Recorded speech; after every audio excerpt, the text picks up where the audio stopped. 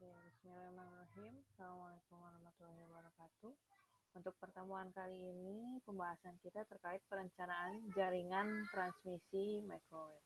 Nah, sebenarnya ini ada kaitannya, masih nyambung juga dengan perencanaan jaringan seluler yang sebelumnya. Jadi, kalau kemarin kita khusus bahas jaringan seluler, ini adalah jaringan transmisi microwave. Jadi, yang menghubungkan antara BTS yang satu dengan BTS yang lain, yang pernah saya mention juga di pertemuan sebelumnya. Nah, untuk perencanaan jaringan transmisi microwave sebenarnya secara umum nggak jauh beda dengan jaringan seluler, jadi memang bermainnya dengan link budget. Tapi secara konsep, transmisi ini konsepnya yaitu tadi ya, antena yang dipasangnya itu harus line of sight atau garis lurus, jadi saling berhadapan antara titik yang pemancar kemudian di penerimanya. Mau penerimanya itu berupa BTS lagi ataupun berupa user penerima, itu sifatnya harus berada dalam satu garis lurus atau line of sight. Nah, transmisi terestrial ini atau transmisi microwave ini menyusuri kontur bumi yang bentuknya bulat seperti ini. Ini bisa disebut dengan backbone atau backhaul. Kemudian syarat keberhasilan, nah ini makanya tadi ya, syarat keberhasilan adanya pengiriman informasi dari pengirim ke penerima itu dinyatakan berhasil kalau posisi kedua terminalnya antara TX dan RX-nya itu saling berada dalam satu garis lurus atau line of sight. Itu wajib tanpa ada penghalang atau memenuhi zona radius Fresnel atau Fresnel zone. Kalau kita bilangnya ini adalah daerah Fresnel zone.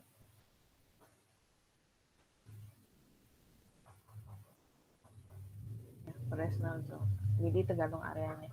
Jadi misalkan ada yang bilang, tapi Bu kalau di tengah-tengahnya nanti ada bangunan, ada pohon tuh kira-kira bakal tetap tertransmisikan nggak? Sebenarnya tetap selama dalam radius Fresnel zone nanti. Fresnel zone itu sebesar apa, selebar apa nanti kita lihat. Jadi syarat agar terjadinya proses transmisi microwave adalah antara TX dan RX-nya itu harus berada dalam satu garis lurus atau line of sight. Itu kata kuncinya untuk transmisi microwave. Kalau yang transmisi atau yang lainnya, perencanaan yang lainnya itu tidak, khusus untuk transmisi microwave itu berada dalam satu garis lurus. Nah, ini bisa dibaca untuk keuntungannya menggunakan media transmisi microwave. Jadi memang pengaruhnya kecil terhadap bencana, kemudian juga kecenderungan terhadap kerusakannya yang tidak disengaja juga kecil. Link radio yang melintasi pegunungan atau sungai secara ekonomis lebih fleksibel, keamanan bersifat per titik, jadi sistemnya single point. Instalasi dan pemeliharaan yang bersifat juga per titik, jadi sifatnya satu titik aja instalasi pemeliharaannya, tidak secara keseluruhan. Gitu ya. Nah, kalau pemasangannya kira-kira gambarannya seperti ini. Jadi bedanya backbone sama backhaul. Nah, nanti kita lihat ya. Jadi konsep transmisi microwave ini dibagi dua, ada yang backbone dan ada backhaul. Bedanya apa? Ini kalau backbone itu jarak antar stasiun microwave-nya adalah sekitar 25 sampai 30 mil dan maksimum adalah 50 km. Dalam sistem komunikasi microwave, frekuensi yang dipakai adalah rentang 2 sampai 60 giga. Makanya frekuensinya juga sebenarnya besar. Jadi sistem transmisi antara BTS 1 dengan BTS yang lainnya ini disetting dengan frekuensi tertentu. Kemudian jarak maksimumnya itu bisa sampai 50 km. Walaupun mungkin nggak nyampe segitu, hanya dipasang di sekitar 10, maksimal itu rata-rata secara implementasi itu di 5 sampai 10 km. Itu untuk jarak terjauh. Kemudian, nah, bedanya backbone dan backhaul dalam sistem transmisi microwave, kalau backbone itu memang menjadi fisiknya, jadi backbone-nya. Jadi kalau kita bilangnya tulang punggungnya. Jadi tulang punggung dalam sistem transmisi microwave ini, tulang punggungnya ada dalam proses transmisi secara perangkatnya, perangkat fisiknya. Jadi di lapangannya itu seperti apa, itu disebut dengan backbone-nya. Nah, kalau backhaul-nya itu adalah di sistem perangkat, kalau saya bilang ini ada di apa ya, kayak BSC-nya atau BTS-nya, jadi perangkat-perangkat yang dalam sistem lemarinya seperti itu. Ini perangkat fisik secara yang kelihatan BTS, tower seperti itu, antena. Nah ini lebih ke apa ya? Jadi kayak rootnya, wirelessnya yang kayak gitulah, kira-kira gitu. Jadi perangkat-perangkat yang sifatnya dia eh, berkaitan dengan IP mungkin seperti itu ya, gitu. Jadi perangkat-perangkatnya lebih banyak berkaitan misalnya ini dengan broadband access, microwave, internet FLS, nanti ada mobile management, kira-kira gitu. Jadi jalan transmisi microwave ada dua hal, yaitu backbone dan backhaul. Backbone yang teman-teman lihat secara fisik ya, yang kelihatan, dan backhaul ini mungkin sekitar di balik layar lah, kira-kira berkaitan dengan ini. Nah, proses transmisi microwave ini secara konsepnya dia sebenarnya menggunakan transmisi dalam sisi IP kalau sekarang. Jadi nggak ada sistem radio. Jadi sistemnya IP dalam proses transmisi datanya. Radionya mungkin dari sisi ini ya, tapi ini bukan radio ya, karena dia frekuensinya ada di range segini. Kalau radio, kalau seluler itu jelas-jelas radio karena dari sisi frekuensinya juga ada di frekuensi radio. Nah, diagram alir untuk perencanaan transmisi microwave di sini bisa dilihat. Jadi sama ya. Jadi yang diperhatikan adalah kebutuhan traffic. Nanti dihitung perencanaan linknya, link budgetnya seperti apa, quality dan availability-nya kira-kira seperti apa. Dan jangan lupa disimulasikan. Jadi tetap perlu disimulasikan. Nah, cuman bedanya yang perlu diperhatikan adalah kebutuhan traffic. Nah, trafficnya ini perlu diperhatikan berapa banyak kebutuhan traffic yang dibutuhkan di area tersebut. Untuk perhitungan estimasi kebutuhan traffic nanti bisa ditentukan perkiraan jumlah usernya dengan menggunakan rumus ini. Jadi perkiraan jumlah user di mana PN adalah jumlah penduduk tahun ke N, tahun kedua, ketiga, keempat yang kemarin ya. Kemudian di mana menghitungnya adalah jumlah penduduk tahun sekarang, tahun ke-0 itu tahun sekarang, dikalikan dengan 1 plus growth factor atau faktor pertumbuhan penduduk. Dipangkatkan dengan N. N itu adalah tahun yang mau kita hitung. Misalnya kita mau hitung jumlah penduduk per tahun kedua, 2 tahun ke depan kira-kira. Jadi PN2 sama dengan jumlah penduduk tahun sekarang itu dikalikan 1 ditambah growth faktornya berapa dipangkatkan dengan ya. Kemudian ada total target user. Total target user ini kalau ini jumlah user, perkiraan jumlah user adalah total target user. Jadi kita pengennya targetnya berapa, kalau ini perkiraan yang existingnya berapa, kira-kira seperti itu. Ini jumlah penduduk tahun ke N dikalikan dengan jumlah penduduk usia produktif, kemudian dikalikan dengan market share operator X. Nah, ini operator nanti harus ditentukan apa, kemudian penetrasi user teknologinya. Nah, ini operatornya harus ditentukan, kalau teknologinya ini mau 2G, 3G, atau 4G juga harus ditentukan. Ini estimasi kebutuhan traffic. Nah, untuk perhitungan estimasi kebutuhan traffic ini untuk circuit switch atau jaringan telepon menetapkan, nah ini kira-kira yang perlu dicari adalah date of service-nya, kemudian traffic-nya, gambarannya seperti ini. Ini ada di mata kuliah rekayasa traffic ya, hampir sama, ini ada di pembahasan di rekayasa traffic, cara menghitung traffic untuk CS. Kemudian untuk cara menghitung traffic untuk PS atau paket data, ini beda lagi rumusnya ya. Kemudian untuk single user throughput juga ada. Kemudian estimasi kebutuhan traffic. Nah, estimasi kebutuhan traffic, jadi kebutuhan traffic yang mungkin diperlukan untuk pembangunan transmisi ini rumusnya network throughput, total user. Network throughput sama dengan total target user dikali single user throughput. Jadi total target user itu yang tadi di awal, ini total target user ini dikali dengan single user throughput yang ini. Nah, untuk desain link backhaul, nah ini desainnya perhitungan. Jadi perlu diperhatikan adalah perhitungan loss atau atenuasinya, kemudian fading atau fade marginnya, interferensi, dan frekuensi planningnya, serta quality dan availability. Nah, ini juga hal-hal yang perlu diperhatikan ya. Nah, terkait dengan tadi Fresnel zone. Jadi Fresnel zone ini, nah ini ya Fresnel zone. Ini terkait dengan pembahasan mengenai line of sight atau loss ya. Nah, Fresnel zone itu setidaknya ada perhitungannya, ada jari-jarinya. Nah, ini ya jari-jari yang nah area Fresnel zone yang dimaksud. Jadi misalnya dalam pemancaran pengiriman sinyal dari BTS 1 ke BTS 2 misalkan. Ini pernah ada pertanyaan, Bu, kalau terhalang bangunan atau pepohonan tuh kira-kira gimana? Selama sinyalnya atau informasi yang dikirim itu masih dalam satu area Fresnel zone, itu nggak masalah. Nah, untuk kita bisa tahu besarnya area Fresnel zone dari pengirim ke penerima, kita perlu ngitungnya dulu. Di mana rumusnya adalah jari-jari Fresnel zone atau yang R ini sama dengan 17,3 dikali akar D1 kali D2. D1 itu adalah jarak dari pengirim ke penghalang atau obstacle-nya itu berapa kilometer.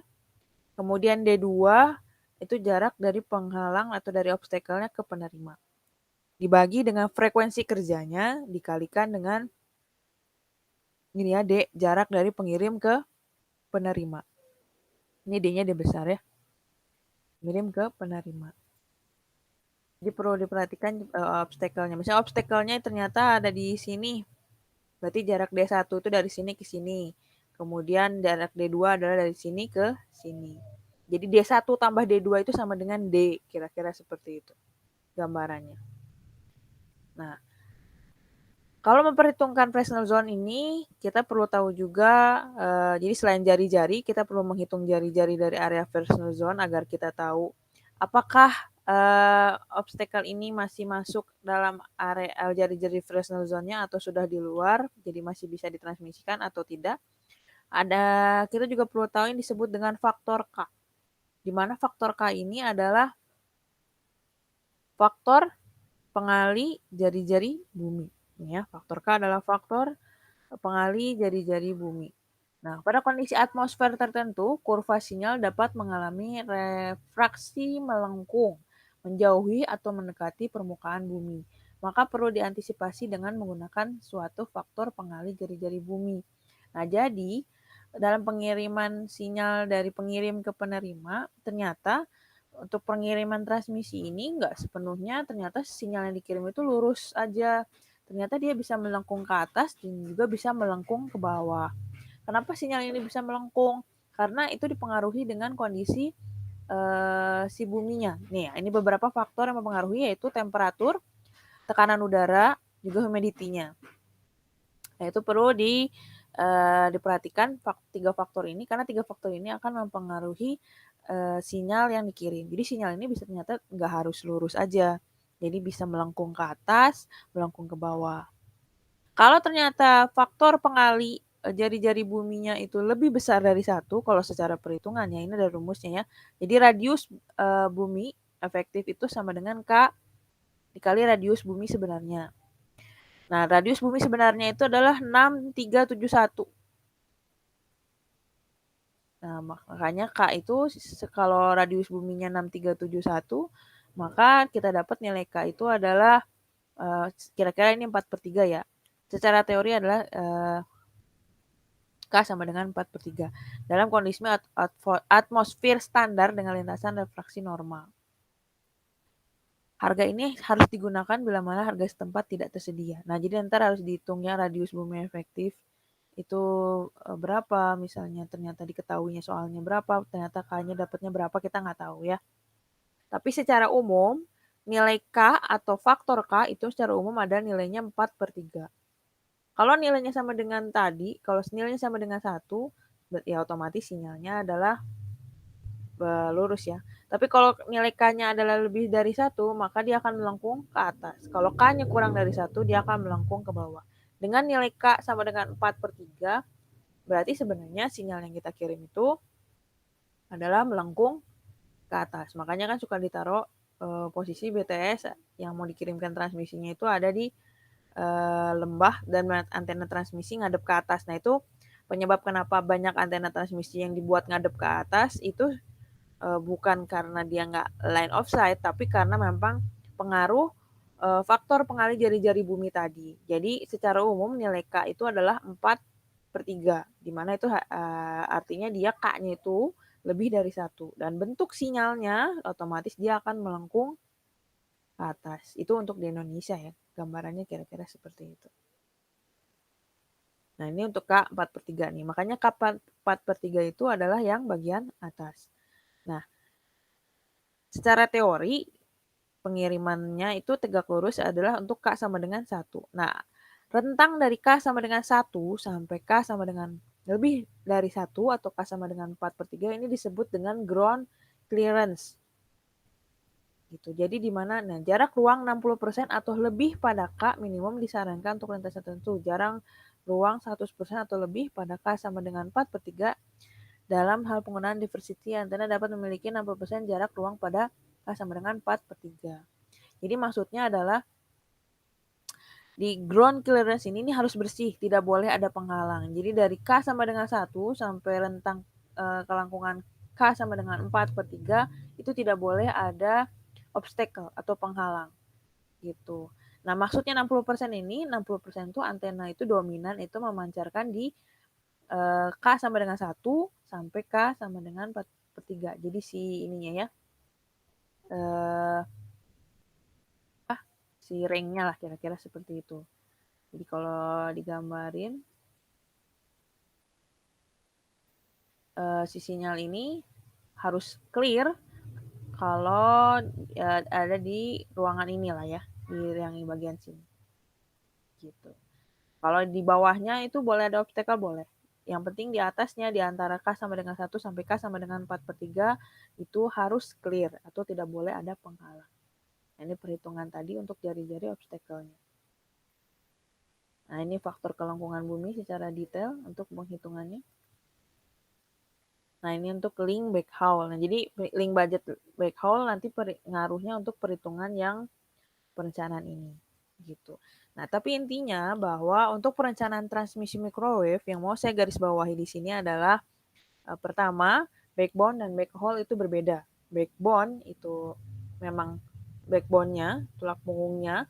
Jadi bisa berdirinya transmisi itu adalah basicnya adalah dari ini ya, dari antena microwave-nya, relay station-nya, dia harus dipasang line offset segala macam. Kemudian backhaul-nya yang ini. Nah, backbone ini ternyata proses transmisinya itu harus diperhatikan yang namanya Fresnel zone, di mana ada area di mana disebut dengan jari-jari Fresnel zone. Gitu. Nah, kita bisa menghitung area Fresnel zone ini dengan rumus ini, di mana jari-jarinya adalah 17,3 dikalikan D1 dikali D2 dibagi dengan F dikali dengan D. Gitu. Nah, untuk secara detail perhitungan faktor K-nya, faktor K-nya adalah ini ya. Nanti bisa di penjelasannya seperti yang tadi, kira-kira itu. Mungkin itu yang bisa saya sampaikan, selebihnya teman-teman bisa baca. Nah, untuk perencanaannya kita sebenarnya pakai global mapper ini juga bisa, tapi saya nggak ada aplikasinya jadi belum bisa nyoba. Tapi secara gambaran, ini penjelasan untuk perencanaan transmisi microwave. Nah, semoga itu yang dapat saya sampaikan untuk pertemuan hari ini. Jika ada pertanyaan, mungkin nanti bisa di pertemuan selanjutnya. Sekalian tatap muka.